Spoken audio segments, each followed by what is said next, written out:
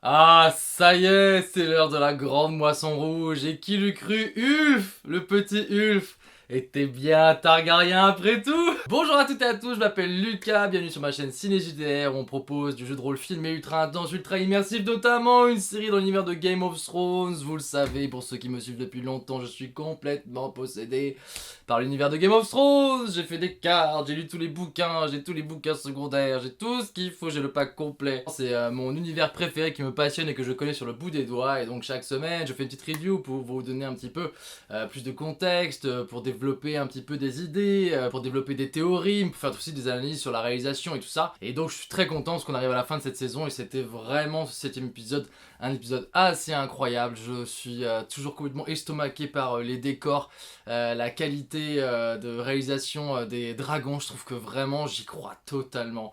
Tu as vraiment l'impression, quand il y a des gros plans, que tu pourrais les toucher. Et je trouve ça extrêmement subtil quand tu les compares les uns par rapport aux autres. Ils ont vraiment leur propre design. Là, j'ai remarqué pendant l'épisode que on remarque que Vega et Vermithor, ils sont beaucoup plus fripés que les autres. Ils ont plein d'écailles et de cornes qui sont déjà tombées. Enfin, je trouve que dans le design et les effets spéciaux, cette saison, c'est vraiment régalé. Après, c'est tout le principe de House of the Dragon, hein, ça porte bien son nom. C'est qu'on en voit quand même des dragons. Mais je trouve qu'ils ont vraiment réussi à leur faire des super personnalités au niveau du design, au niveau de leur mouvement, au niveau de leur son, même dans le travail sonore de leurs cris. Je trouve que chaque dragon a vraiment sa personnalité. Ils arrivent vraiment à leur donner une vie propre à chacun. Bon, on va aller quand même à l'essentiel, ce qui fait quand même le cœur de l'épisode, la grande moisson rouge, ce qui est appelée la moisson rouge. Je crois que c'est le titre de l'épisode, et dans les bouquins, c'est appelé la grande moisson rouge, où Rhaenyra se dit qu'il lui faut absolument des cavaliers pour ses dragons, et donc elle va essayer de rechercher ses cavaliers dans les bâtards Targaryens qui peuplent notamment la capitale, en leur faisant un très très beau discours sur le fait que si ils arrivent à avoir une force de dissuasion suffisante, eh bien la paix régnera et il n'y aura plus de morts. Et la scène d'après, ils se font tous cramer. Ça, j'aime bien parce que on voit quand même que Rhaenyra, même si on nous montre son point de vue, qu'on est de son côté à elle, très clairement, c'est son parti qui est pris. On nous montre quand même qu'elle commence à faire 2-3 actions à la moralité douteuse, quoi. Voilà, quand elle regarde toutes ces personnes se faire brûler par Vermithor, on sent que dans ses yeux, elle a une très chouette attitude, l'actrice le fait très très bien, c'est un sacrifice nécessaire que je suis prêt à prendre, voilà. Elle prend un sacrifice pour les autres, et en tout cas, voilà, elle fait le choix de sacrifier des gens, ne serait-ce que pour pouvoir arrêter la guerre. Et du coup, on se demande, est-ce que vraiment elle veut la paix, ou juste elle veut récupérer son trône? Est-ce qu'elle a pas quand même, somme toute, des ambitions plutôt que simplement la paix? J'ai beaucoup aimé ce passage-là. Je trouve que c'est des petites choses, ça s'accumule, voilà, avec la mort de Jaehaerys qui avait été décapité. Ça fait quand même, ça commence à faire pas mal de petites choses où on peut se dire oui quand même là la moralité de cette suzeraine est un peu fluctuante, et en fait elle est prête à beaucoup de choses pour arriver à ses fins, quoi. Donc voilà, on a cette scène qui est assez incroyable où effectivement les gens sont réunis pour essayer de dompter les dragons qu'il reste dans Dragonstone. On suit ces deux personnages, Ulf et Hugh, dans leur évolution, et c'est ça que j'ai vraiment adoré. Je trouve que c'est des personnages qui étaient complètement secondaires et qui d'un coup se retrouvent projetés au premier plan, et je suis persuadé que aucun d'entre vous n'avait idée que ça allait devenir des personnages principaux, quoi. On se dit que vraiment c'est des personnages qui sont là pour présenter un petit peu ce qui se passe à Port-Réal, la vision justement du petit peuple, et ces deux personnages là se retrouvent devenir des dragonniers qui évidemment deviennent du coup des personnages principaux dans l'intrigue et qui vont avoir une importance colossale dans le reste de l'intrigue et dans le reste des saisons. Je suis juste un petit peu déçu que pour le développement du personnage de Hugh, on ne nous ait pas montré la mort de sa fille. Je sentais bien qu'elle allait y passer, mais j'aurais bien aimé justement une scène un petit peu forte, un petit peu forte en émotion, dans lequel on voit qu'il perd sa fille. Du coup, c'est pour ça qu'il est prêt à tout, il est prêt à sacrifier pour essayer d'aller récupérer un dragon, il a plus que de la haine en lui. La scène avec sa femme est très forte, mais je trouve que, voilà, sur le cadavre de la petite fille, ou au moment de sa mort, ça aurait pu être vachement plus impactant. En tout cas, je trouve que les deux acteurs qui jouent Hugh et Ulf sont vraiment géniaux. Ce moment où Hugh, on sent que c'est quelqu'un qui est quand même assez courageux, et quand il confronte le dragon, il arrive à sauver justement une jeune fille, ce qui est plutôt pas mal pour le développement de son personnage, parce qu'il a pas réussi à sauver sa fille, mais il arrive à sauver des flammes, une des prétendantes de la moisson rouge, et Ulf, lui, complètement en train de cabotiner, il se casse la gueule, même au début il voulait pas venir. C'est ça que j'adore, il arrête pas de dire à tout le monde ouais, moi je suis un descendant de Targaryen, je suis un bâtard de Targaryen. Oh oui, c'est vrai, sauf que au bout d'un moment tout le monde s'est mis à le croire. Et voilà, c'est celui qui crie au loup et maintenant qu'il l'a trop dit, il veut plus y aller. On lui dit, mais si, faut que tu y ailles, c'est maintenant. Et, lui il dit, ah ben non, j'ai mal à la jambe, je sais pas trop. Enfin vraiment, il est pris à son propre piège quoi. Et je suis persuadé aussi qu'il y a plein d'entre vous qui se sont dit, bon bah lui, voilà, il va payer sa grande gueule et il va s'en prendre plein la tête, sauf que par un malin hasard, il tombe, il arrive à s'enfuir et il se retrouve dans la caverne de Silverwing, Aile d'Argent, qui était également un très très gros dragon. Et de manière assez incroyable, un lien se fait entre les deux. J'aurais bien aimé qu'il pousse quand même un petit peu plus la chose, puisque le dernière cavalière de Silverwing, c'était Alicent Targaryen, qui était avec Jaehaerys, un peu le couple royal parfait, qui ont extrêmement bien géré le royaume pendant très très longtemps. C'était une femme très progressiste, Alicent Targaryen. Bon, c'était la femme sœur de son frère. C'est l'inceste, voilà, chez les Targaryens, c'est complètement des gènes. Mais voilà, elle a abrogé par exemple la première nuit, le droit de cuissage de la première nuit. Elle a abrogé plein de trucs un petit peu barbares. Et je pense que ça se répercute aussi sur son dragon. Et je pense qu'on aurait pu avoir justement une scène un petit peu à jouer sur la sensibilité de ce dragon qui se dit en fait cet homme là du bas peuple quelque part me rappelle un petit peu voilà le tempérament et la bonté, la sympathie de mon ancienne cavalière. C'est vrai que là il est juste un peu en mode et le lien se crée. Voilà, je pense qu'ils auraient pu inciter un petit peu là-dessus. Après, qu'est-ce qu'il faut pour dompter un dragon? Je pense que c'est vraiment un match entre deux personnalités. Je pense qu'il y a une part, vraiment une part de il faut avoir du sang Targaryen, ou en tout cas du sang de l'ancienne Valyria, comme on a vu avec Adam of Hull qui arrive à dompter Fumée des Mers. À mon avis, c'est de la théorie, hein, mais à mon avis, à l'époque de la vieille Valyria, quand les seigneurs dragons dirigeaient Valyria et avaient conquis tout un empire, on pouvait se poser la question, mais comment ils ont réussi à dompter des dragons? C'est sûrement pas en grimpant dessus et en leur faisant ya, tu vas m'écouter, voilà.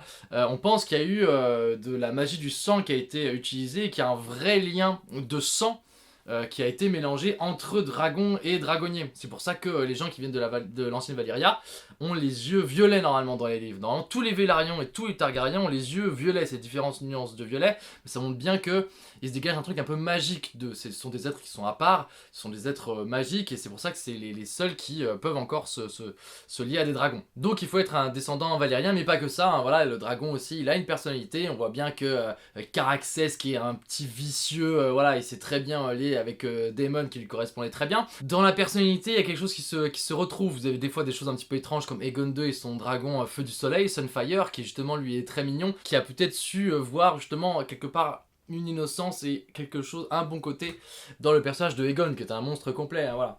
Bon, il n'y a pas vraiment de règles, mais je trouve que voilà, ça marche très bien et j'aime beaucoup cette scène. Je trouve que l'acteur est super de Hugh Hammer, Hugh Marteau, qui fait face à Vermithor, qui lui hurle dessus. Et Vermithor, il fait bon, c'est vrai que lui, il a des balls quand même. Voilà, donc la scène en plus avec toutes les personnes qui sont brûlées autour, dans cette caverne, les décors sont vraiment incroyables. Ah ouais, je trouve que vraiment, on s'en prend plein la tête. Et je trouve, le point fort de cet épisode, c'est que à aucun moment, je pense qu'on ne peut s'attendre que ces deux personnages secondaires s'élèvent et deviennent des personnages principaux. J'ai vraiment trouvé ça génial. Dans les livres, ils sont absolument pas développés. C'est juste deux personnes comme ça, c'est Hugh et Ulf, voilà. Ils sont développés un petit peu par la suite, mais on sait pas d'où ils viennent. On suppose que ce sont des bâtards Targaryens, et donc j'aime vraiment bien qu'ils aient travaillé pendant toute la saison une évolution pour ces personnages-là, des vrais enjeux pour ces personnages-là, et je trouve qu'ils font vraiment la paire, quoi. Le grand costaud qui est une espèce de... le forgeron qui est un guerrier né, et l'autre qui est un peu le goofy, on se dit mais comment lui il peut se retrouver avec un dragon, puis un dragon de cette taille en plus, voilà. Aile d'Argent et Vermithor. Donc Aile d'Argent et Vermithor, c'est leur deuxième cavalier. Je vous disais, leurs anciens cavaliers c'était Jaehaerys et sa femme sœur Alysanne, qui ont du coup dirigé Westeros pendant de très nombreuses années. D'ailleurs, Hugh Hammer, à un moment il en parle, il dit oui, ma mère je l'ai connue, c'était une prostituée, et c'était la sœur du père de Daemon et Viserys. Donc le père de Daemon et Viserys, si je me trompe pas, c'était Bellon, je crois, ou Aemon. Ces deux frères, ils se ressemblent beaucoup dans les bouquins, je ne sais plus. Et effectivement, Jaehaerys et Alysanne ont eu de très nombreux enfants. Ils en ont eu 13, je crois. Il y en a qui sont morts et il y en a qui ont très bien tourné. Il y en a qui ont été assassinés, mais c'est tout ce qui fait un petit peu le sel de leur règne à eux, c'est que ça a été des super suzerains. Par contre, leurs relations avec leurs enfants ont été grandement catastrophiques. Ils ont eu une de leurs filles qui s'appelait Serra, donc Serra Targaryen, qui était dès sa naissance un peu une tête brûlée. À 12 ans, elle commençait déjà à boire, elle s'enfuyait du château. Enfin, vraiment, c'était une tête brûlée qui en a fait voir des vertes et des pas mûres, à tel point qu'à un moment, je crois qu'à l'âge de 16 ans, il la retrouve dans une partouze avec je crois, un chevalier Beesbury, de la famille Beesbury. Et Jaehaerys, pour sauver l'honneur de sa fille, décide de défier en combat singulier ce chevalier Beesbury, il le tue. Enfin voilà, catastrophe, elle arrive à s'enfuir et en fait, je crois qu'elle s'enfuit à Lys où elle va rejoindre une maison de prostituées, une maison close dont elle deviendra un petit peu la gérante, elle deviendra très très connue puisqu'elle offrira ses services à tous les plus riches princes et marchands d'Essos. Et donc voilà, c'est vraiment un personnage qui a eu vraiment un vécu et donc de ce qu'il développe là un petit peu dans la série, Hugues serait le descendant de cette femme qu'elle aurait eue à Port-Réal pendant une de ses folles nuits de dépravation.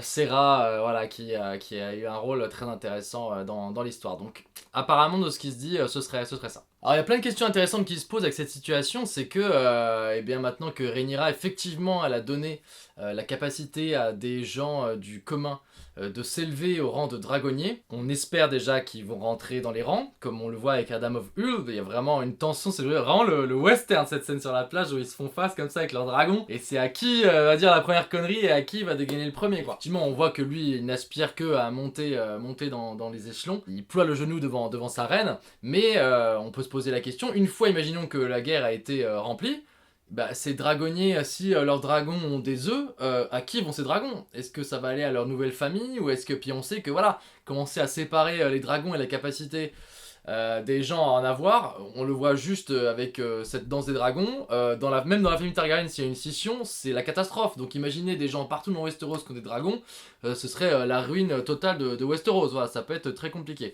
Voilà, donc c'est une question qui se pose, est-ce qu'on peut leur faire confiance, jusqu'à quel point? C'est très clair que Rhaenyra en a besoin pour gagner sa guerre, mais est-ce que ça peut, au bout d'un moment, ne pas se retourner contre elle?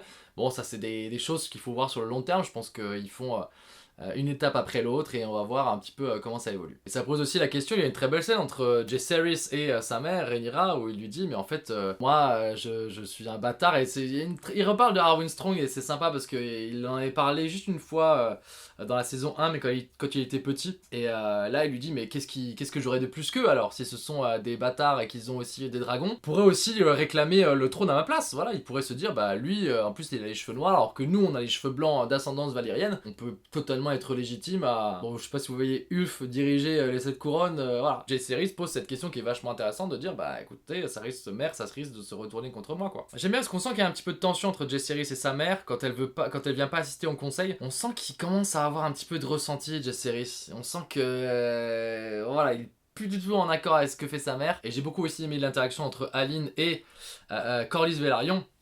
Où Corlys Velaryon lui dit bah, toi aussi tu pourrais prétendre à dompter un dragon si ton frère a réussi.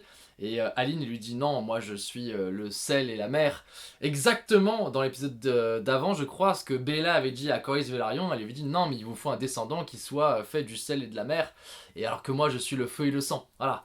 Donc il montre bien qu'en fait il est Velaryon avant tout et que dompter des dragons, rejoindre la grande famille Targaryen, ça l'intéresse pas. Ah, j'ai trouvé ça vachement bien. Et du coup il y a cette scène incroyable à la fin où Ulf dompte Aile d'Argent et survole Port-Réal et ça met en rage Aemon qui court chercher Vhagar qui est à l'extérieur des murs de Port-Réal tellement il est énorme, je pense qu'il ne rentre même plus dans Fausse Dragon, l'endroit où on élève les dragons, tellement elle est énorme Vhagar, et du coup il va la chercher, il se met à poursuivre Aile d'Argent et il se retrouve devant Dragonstone face à ces trois énormes dragons. Il y a Vermithor, Aile d'Argent et Syrax. Ça y est, Rhaenyra, elle a assez de dragons pour le combattre. Et lui, il voit bien qu'il y a une menace et il dit à Vhagar de tourner. Il prend peur. Aemon, enfin, prend peur même s'il est sur Vhagar. Et on voit que Vhagar, elle a quand même envie d'y aller. Et Vhagar, elle est tellement énorme. C'est toujours ce truc-là de, en fait, il a du mal à la contrôler. Elle lui obéit, mais voilà. À un moment, il faut quand même insister un petit peu parce que là, elle était un peu partante pour aller se taper avec les autres dragons, et lui il dit non, on fait demi-tour, on va se faire défoncer. Donc ouais, non, cette scène est incroyable, le plan avec Rhaenyra et les trois dragons est vraiment chouette, quoi. C'est vrai qu'on n'a pas trop vu un peu le camp des Verts, on a vu les gardes royaux de Aegon qui se font gentiment envoyer au mur parce qu'ils ont déclenché une émeute, et c'était des gros incapables. Et donc on voit que Aemon effectivement se débarrasse quelque part des loyalistes à Aegon. Voilà, il place ses pions au fur et à mesure, il va faire ramener Otto Hightower en tant que main du roi. Donc il enlève à Aegon absolument tous ses soutiens. Donc c'est les deux personnes, les deux membres de la garde royale qui ont survécu. Effectivement Estremont est mort dans l'épisode de juste avant maintenant piétinés par la foule, et les deux autres sont envoyés au mur. On voit ces membres de la garde de nuit qui viennent les récupérer, qui les débarrassent de leur manteau et qui vont les envoyer sur le mur croupir pour le restant de leur jour. Et on suit un petit peu aussi Alicent qui est dans une phase un petit peu un peu feng shui. Cette scène, j'ai trouvé, c'était juste plus pour rappeler qu'elle était là, quoi. Elle était pas forcément très utile. Il y a un moment où on se demande si elle va pas se suicider, en fait, si elle va pas se noyer dans le lac. Et en fait, non, elle a juste besoin d'être un peu loin de toute cette violence qu'il y a à Port-Réal. Et elle est accompagnée par Sir Richard Thorne de la garde royale. Alors Thorne, si vous vous rappelez bien, ça devrait vous dire quelque chose. C'est un personnage dans Game of Thrones, Thorne. Est-ce que vous vous rappelez? Je vous laisse 5 secondes. C'est Sir Alistair Thorne. Alistair Thorne qui est le maître d'armes de Château Noir. C'est celui qui accueille Jon Snow et qui le prend en grippe immédiatement. Donc c'est toujours pour vous montrer voilà, que c'est des familles qui ont vraiment vécu pendant des centaines et des centaines d'années. Qu'il y a un truc quelque part très fermé. Toutes les familles qui sont présentées aussi pendant le conseil avec Oscar Tully et Daemon, ce sont toutes des familles qui sont là depuis des centaines et des centaines d'années. Et du coup, Alistair Thorne, dans les livres, effectivement, il déteste Jon Snow, puisqu'Alistair Thorne était un loyaliste des Targaryens, qui ont perdu la guerre, du coup, qui ont été vaincus par les armées de Robert Baratheon, Eddard Stark et Jon Arryn, et du coup, lui a dû abandonner sa seigneurie, il a été envoyé au mur, donc il en veut évidemment au bâtard de Eddard Stark. Il a du ressenti contre lui parce que c'est à cause de son père que Alistair Thorne a tout perdu, voilà. Et donc là vous avez son ancêtre qui faisait partie du coup de la garde royale, ce vieil homme qui a l'air tout de même assez farouche. Toujours avec Game of Thrones, cette subtilité dans les détails, dans ces familles régnantes. C'est très intéressant aussi parce que la situation des Tully à ce moment-là n'est pas du tout la même qu'au moment de Game of Thrones où ils sont déjà installés depuis longtemps. Mais là, les Tully, c'est une famille qui a été portée à la seigneurie. Enfin, ils sont lord protecteurs de tout le Conflent, les Tully, mais ils le sont que depuis que Harren le Noir, donc le seigneur fernier qui avait conquis toute la région, a été vaincu par Aegon et ses femmes sœurs il y a 150 ans. Ça fait que 150 ans qu'ils sont là, comparé par exemple à des Blackwood ou des Bracken, qui sont là depuis des milliers d'années, et qui eux sont vraiment installés dans la région, vraiment une puissance dans la région, donc c'est encore une famille qui doit faire ses preuves. J'ai vraiment beaucoup aimé cette scène avec Oscar Tully, le petit jeune qui essaie de tenir tête à Daemon, voilà, ça rappelle un peu Lyanna Mormont, voilà, il y a un côté petit jeune qui est amené au pouvoir et qui doit s'affirmer auprès de ses vassaux et aussi auprès de Daemon, son roi consort.